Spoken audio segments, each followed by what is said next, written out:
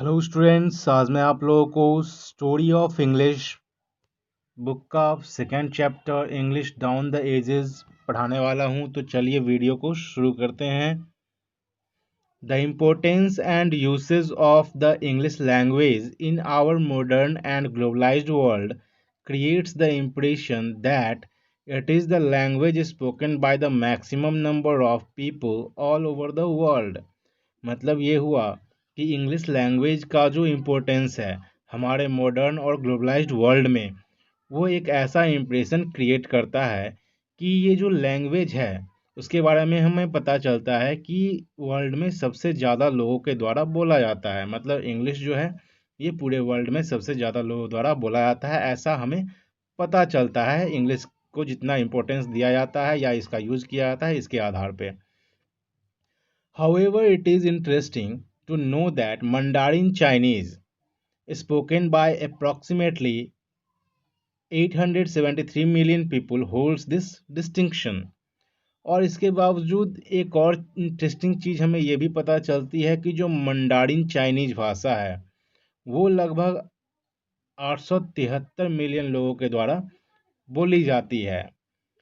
English is spoken by about 309 million people, और English जो बोला जाता है वो 309 मिलियन लोगों के द्वारा। दो it is a language which has its presence in all parts of the world. यद्यपि इस भाषा का जो है प्रेजेंस जो है उपस्थिति जो है वो वर्ल्ड के हर एक पार्ट में है, फिर भी इंग्लिश जो है मात्र 309 मिलियन लोगों के द्वारा बोला जाता है, जबकि मंडारिन चाइनीज जो है वो लगभग 873 मिलियन लोगों के द्वारा बोला जाता है। It's power is felt the world over, और इंग्लिश का जो पावर है वो पूरे वर्ल्ड में फील किया जाता है। Hindi is the third in terms of number of speakers in the world, और जो हिंदी बोलने वाले लोग हैं उनकी संख्या जो है तीसरे नंबर पर आती है। मतलब तीसरे नंबर पर ज़्यादातर लोगों के द्वारा बोली जाने वाली भाषा जो है वो हिंदी है। Another surprising fact is that, और जो अगला सरप्राइजिंग फैक्ट है वो क्या है कि English is just about 1500 years old and the language we are familiar with is less than 5 centuries ago, sorry old। तो कहने का मतलब क्या हुआ कि इंग्लिश जो है वो 1500 साल पुराना है, और जिस भाषा से हम फैमिलियर हैं वो मात्र 500 वर्ष पुराना है। तो इससे ही पता चलता है कि किस तरह से जो है इंग्लिश जो है वो बहुत जगह तक जो है फैल चुका है। Moreover this language has given expression to world class literature in all genres, और इससे अधिक कहा जाए तो इंग्लिश लैंग्वेज जो है उसने लिटरेचर के क्षेत्र में भी बहुत ज़्यादा योगदान दिया है। मतलब जितने भी लिटरेचर्स लिखे जाते हैं, चाहे उसका जो जितना भी जेनर्स हो, जैसे कि पोएट्री हो या फिर ड्रामा हो या नोवेल हो या स्टोरी हो, तो इन सब में इंग्लिश का योगदान रहा है।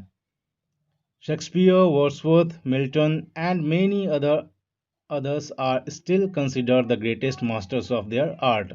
और जो शेक्सपियर हैं, वर्ड्सवर्थ हैं, मिल्टन है और बाकी जो राइटर्स वगैरह हैं, जो भी महान राइटर्स हैं, वो भी जो है माने जाते हैं महान, ग्रेट मास्टर्स माने जाते हैं किस चीज़ के, अपने कलाओं की। किस कला की? तो लिटरेचर लिखने की कलाओं की। And are relevant for their ideas and literary genius.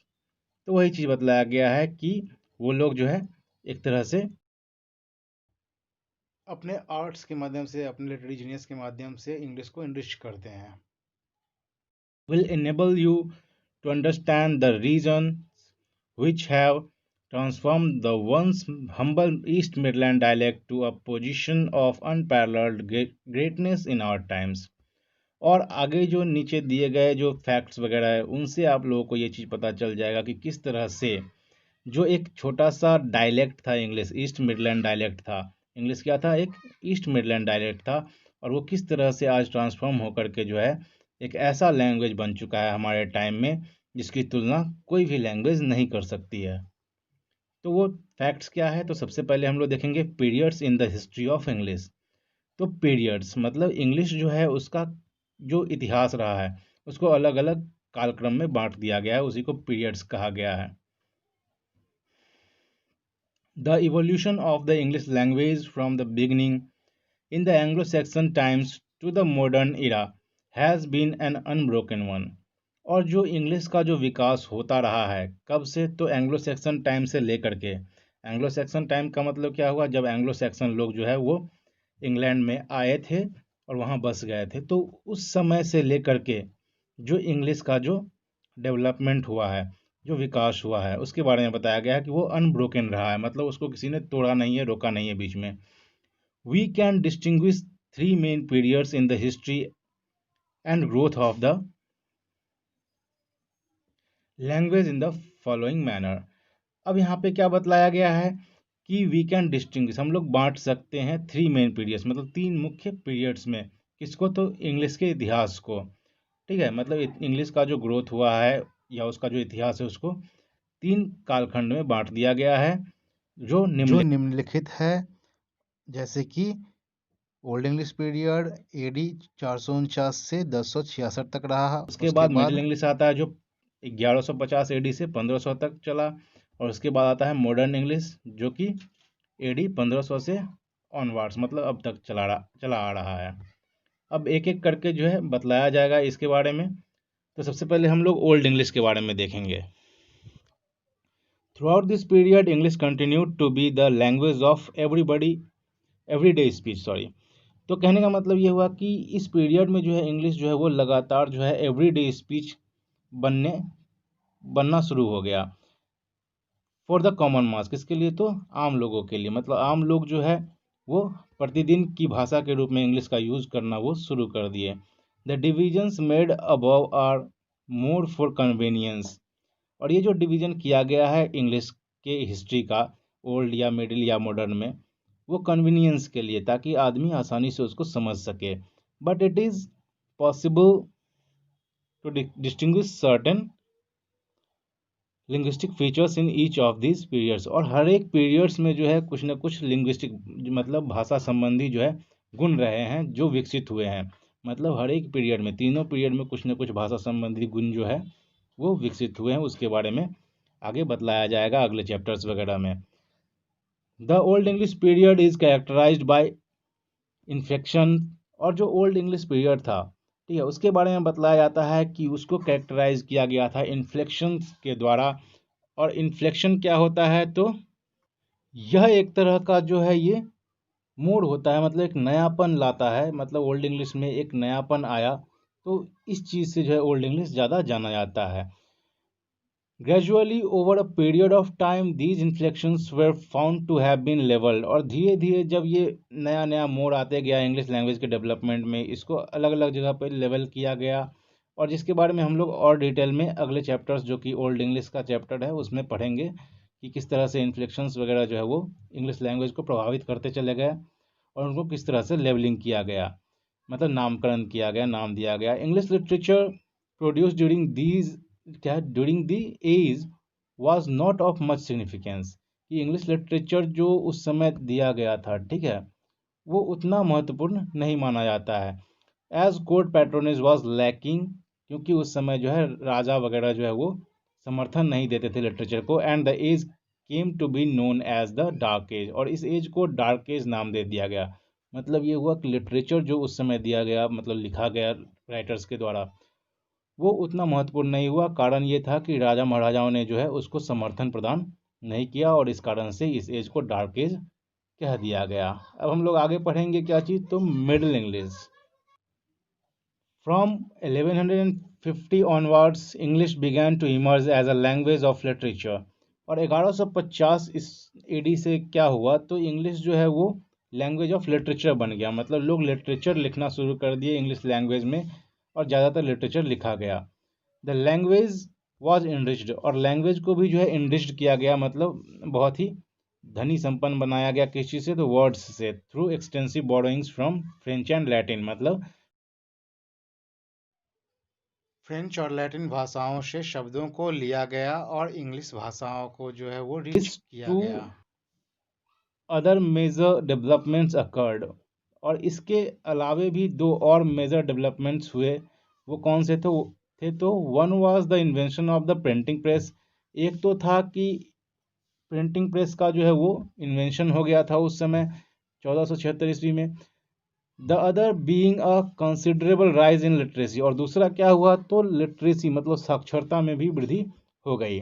The great vowel shift also took place during this time, और वॉवल शिफ्ट जो है वो भी इसी समय हुआ। तो वॉवल शिफ्ट क्या होता है इसको भी हम लोग आगे के चैप्टर्स में डिस्कस करेंगे। ये भी बहुत लॉन्ग एक तरह से टर्म है, जिसमें होता क्या है तो वॉवल के जो उच्चारण होते हैं उसमें किस तरह से बदलाव आया इस चीज़ का जिक्र किया जाता है। तो ग्रेट वॉवल शिफ्ट भी जो है वर्ड्स में आया इसी पीरियड में। All these factors contributed tremendously to creating a language for both spoken and written purposes. आगे बताया क्या गया है कि ये सारे जितने भी फैक्टर्स अभी बतलाए गए हैं कौन कौन से, तो ग्रेट वॉवल शिफ्ट या फिर प्रिंटिंग प्रेस का जो आविष्कार किया गया, या फिर और भी जो है बहुत सारे लिटरेसी वगैरह रेट में जो है वृद्धि हुई।